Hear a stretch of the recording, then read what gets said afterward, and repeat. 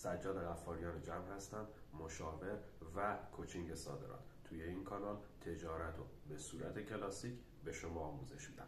موضوع این ویدیو در مورد صادرات خرما قسمت سوم. 2 قسمت قبل رو لینکش رو توی کپشن گذاشتم، میتونید ببینید. توی این ویدیو میخوام تو 3 تا بخش بهتون آموزش بدم. یکی مبحث جامونده از ویدیوی قبلی در مورد استان فارس، دوم یکی از اصطلاحات بازار و سوم بررسی استان کرمان. خب با من همراه باشید. تو ویدیوی قبل در مورد ظرفیت‌های صادراتی استان فارس باهاتون صحبت کردم و شهرهای مهم صادراتی اونو با هم بررسی کردم. و اگر یادتون باشه تو انتهای ویدیو گفتم اگر نقطه یا مکان یا لوکیشنی هستش که اونجا خرما هست و شما از اونجا تجربه صادرات خرما دارید و به من بگید تا من در ویدیو بهش اشاره کنم برای دیگر دوستان یا بچه‌هایی که میخوان تو کار صادرات خرما وارد بشن. نظرات خوبی گرفتم، کامنت های خوبی گرفتم و چند تا شهری که مهم هستن در استان فارس رو به این ویدیو اصطلاحاً اضافه میکنیم و در موردش صحبت میکنیم. 1 شهر فراشبند، 2 شهر خنج، 3 شهر گراش. اینها هم 3 تا از شهرهای مهم استان فارس هستند که محصول خرما رو دارن. و همچنین یه اشتباهی از سمت من بود توی ویدیو قبل در مورد شهرستان قیر و کارزین. من تو ویدیو قبل اشاره کردم کارزین، دوستان به من تذکر دادن اسم درست شهرستان قیر و کارزینه. و همچنین کامنت های خوبی گرفتم در مورد محصول زاهدی. یکی دیگه از محصولاتی که توی استان فارس میشه به صادراتش فکر کرد محصول خرمای زاهدیه. پس در کنار تمام محصولاتی که تو ویدیوی قبلی گفتم به محصول خرمای زاهدی هم فکر کنید و همچنین روی این محصول هم تمرکز کنید تا بتونید یک صادرات موفقی رو داشته باشید. خب این از ویدیوی قبل که جا مونده بود. میریم با هم یکی از اصطلاحات مهم و کف بازاری خرما رو با هم بررسی کنیم. دونستن این اصطلاح یا داشتن این تجربه به طرف مقابل شما نشون میده که شما یک شخص صادر کننده هستید. با من همراه باشید. یکی از تجربیات مهم و یکی از اصطلاحات مهم تو بازار صادرات خرما چیزی نیست جز کلمه رؤیت. حالا استفاده از این کلمه یا این تجربه بازار چطوریه؟ زمانی که شما از این کلمه استفاده میکنید، حالا نوع دیالوگش رو بهتون میگم، طرف مقابل شما میفهمه که شما یک آدم کاملا حرفه‌ای هستید و به صورت حرفه‌ای جواب شما رو میده و اگر به این صورت جواب شما رو نده شما متوجه میشین که طرف مقابل شما یه آدم کاملا غیر حرفه‌ایه. حالا این کلمه چیزی نیست جز کلمه رؤیت. حالا چطور از این کلمه استفاده میشه؟ به عنوان مثال یه باری توی سردخونه یا یه باری توی انباره. شما با سردخانه دار، واسطه، بنکدار یا با هر کسی که مالکیت اون بارو داره، نخلستاندار، کشاورز، فرقی نمیکنه، تماس میگیرید در مرحله مذاکره تلفنی و ازش میپرسید آیا بار رؤیت داره یا رؤیت نداره. زمانی که به شما جواب بده رؤیت داره، در ادامهش باید یک کلمه بگه این بار خوش رؤیته.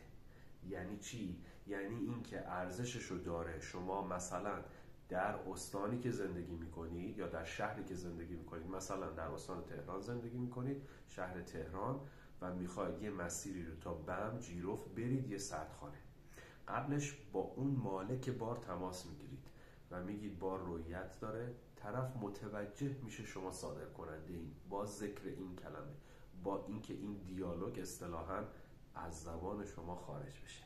میگه بله بار رؤیت داره، خوش رؤیته.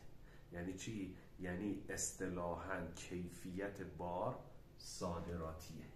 یعنی ما اینجا یک بار صادراتی داریم. یا یه معنی دیگه هم داره، میگه یه بار سوپره، یعنی زمانی که میگه بار صادراتی یا بار سوپره یعنی یه بار لوکسه. پس شما از مالک بار پرسیدید آیا بار رویت داره، یا حالا کتابیش نکنیم رویت داره، طرف میگه آره خوش رویته. یعنی چی؟ یعنی بار صادراتیه. در ادامه دوباره این سوال ازش میپرسید بار رویت داره، طرف جواب میده میگه نه رویت نداره. یعنی رویت نداره این که بار کیفیت متوسطی داره، حالا یا متوسط رو به بالا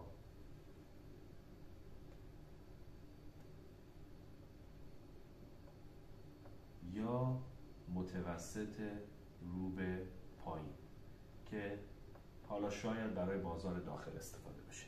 پس زمانی که مالک بار به شما میگه نه رویت نداره، بدونید اون بار اصلا مورد اطمینان نیست. جهت بررسی این که واقعا بدونید بار رویت داره، اونجا میتونید بپرسید، بگید خب اوکی بار خوش رویت، زحمت بکش عکس‌ها رو برای من بفرست. زمانی که شما عکس‌ها رو به عنوان یه تاجر ببینید از نوع مدل خرما و چیزی که بعداً میرید تو سردخونه مقایسه میکنید، متوجه میشید که بار خوش رویت هست یا نه. حالا احتمال این که عکسی که برای شما میفرسته و بعداً به محل سردخونه مراجعه میکنید و ببینید بار تفاوت داره، اون یه چیز دیگه است. ولی این اصطلاح بازاره و 1001 مدل اتفاق احتمال داره بیفته از زمانی که شما بار رو توی عکس با موبایلتون میبینید و زمانی که میرید سردخانه.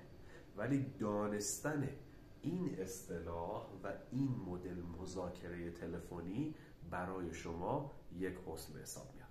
این هم از یک اصطلاح کف بازاری خرما. در قسمت بعدی و در ادامه ویدیو میریم برای بررسی نقاط خرماخیز استان کرمان. با من همراه باشید. خب در بررسی نقاط خرماخیز کشور میرسیم به استان کرمان با این شهرهای مهم: بم، جیرفت، نرماشیر یا نرماشیر، ریگان، انبرآباد، رودبادجورو، قلعه گنج. اگر که تلفظ هر یک از اینها اشتباهه تو کامنت ها برای من بفرستین، مثل همون قسمت اول ویدیو که یه تلفظ اشتباه داشتم، اصلا کلا یه اسمی رو اشتباه نوشته بودم، مثل شهرستان قیر و کارزین تو استان فارس، که بعداً دوستان به من گفتن، بچه‌ها به من لطف کردن گفتن که اسم درستش قیر و کارزینه، کارزینه تنها نیست. اینجا اگر من چیز رو اشتباه تلفظ کردم به من بگید. خب بهترین محصول استان کرمان چیزی نیست جز مضافتی، رتبه اول.